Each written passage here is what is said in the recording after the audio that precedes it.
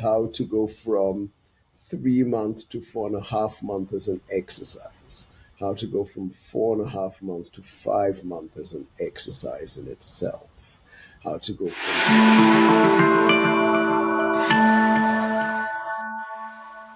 Yeah. So I guess did you have anything specific you had in mind you wanted to chat about? Anything that come up in the seminar this past weekend? I think that, yes, I think that one of the things, again, that is important is that looking at the positions, many individuals who are attendees start off looking at positions. They have isometric positions, they do some phasic motion of the extremities in these positions. But I think one of the important aspects of the position is the transition into the position and out. You can get into, you can ask a patient, get into quadruped, and they just get into quadruped. But when you're trying to exercise, you have to go, okay, I can get into quadruped from plank, I can get into quadruped from cobra, and I could get into quadruped from like a bear. Mm-hmm. So the way in which you instruct the patient to get into quadruped then becomes an exercise in itself, so that you can see how the patient negotiates this voluntarily, and then you can structure it to be a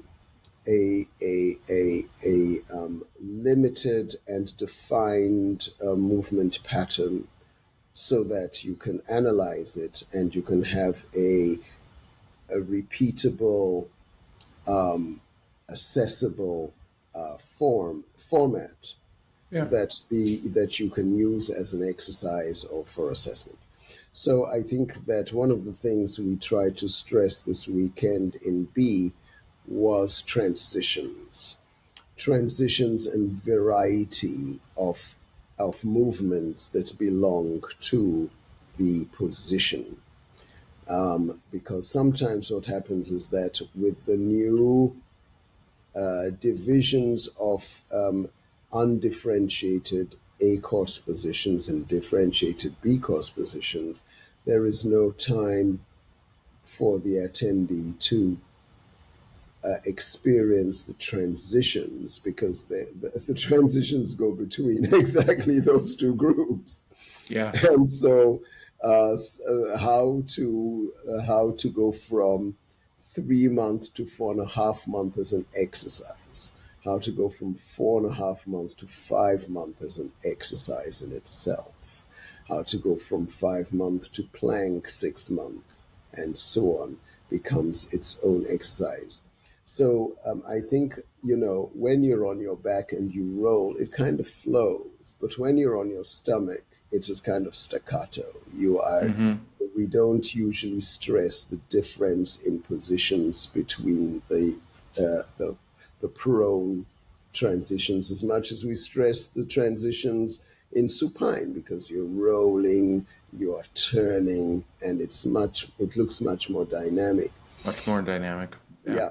So I think Actually, mhm. go ahead. Go ahead. No, that is something that I try to think of and come up with as many ways of entering these what seem like fixed positions in prone, and getting out of them, and so on, and using them in a more user-friendly, variable way. Okay.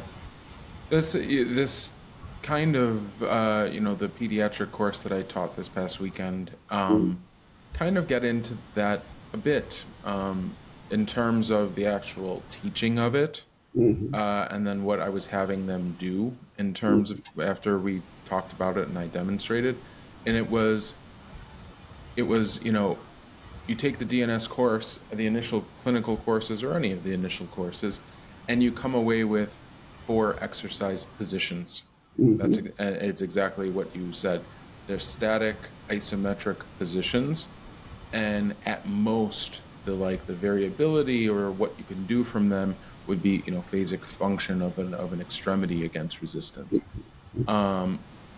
In the course this past weekend, I said, of course, you do have to know the positions, the milestone kind of positions, and they are kind of your vocab of DNS.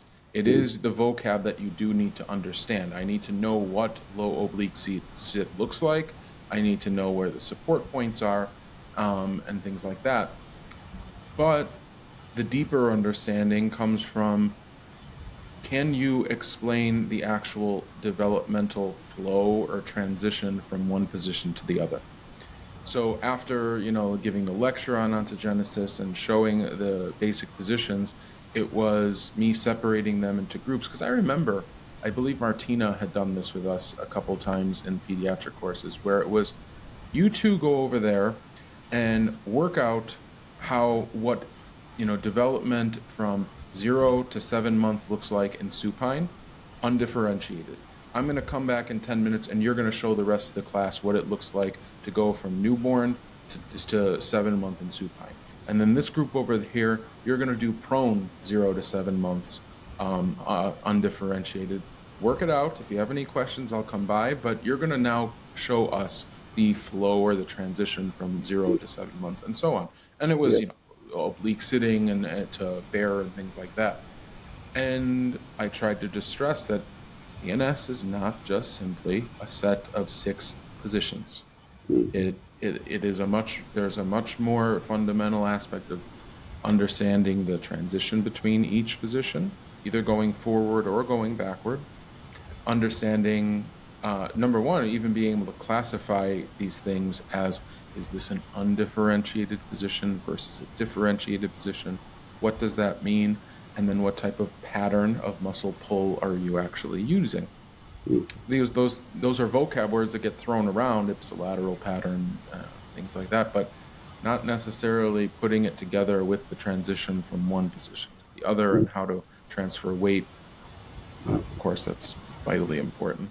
And then now you're suggesting and saying, like, and I mean, a typical DNS course might say it, but we might not necessarily apply it immediately, which is the transition from one position to another in and of itself can be a test. That's a functional test. That's right. But we're spending so much time on the individual positions that we make sure everybody knows those, that we never get to actually do the transition stuff.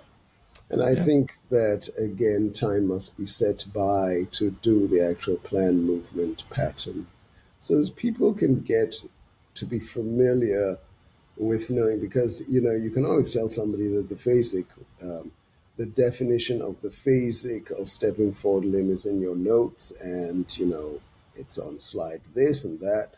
But when it comes to actually doing it, the patient doesn't see it in the plan movement pattern. He's so busy trying to make the next position. He's like, well, when was that flexion, abduction, external rotation happening? I don't remember doing it. I just got up from low oblique to high, or I was crawling, or whatever. If you enjoyed this conversation and want to hear more like it, then please like this video and subscribe to our channel. You can also stay up to date on our latest seminars on our social media pages on Instagram and Facebook at IMTR Seminars.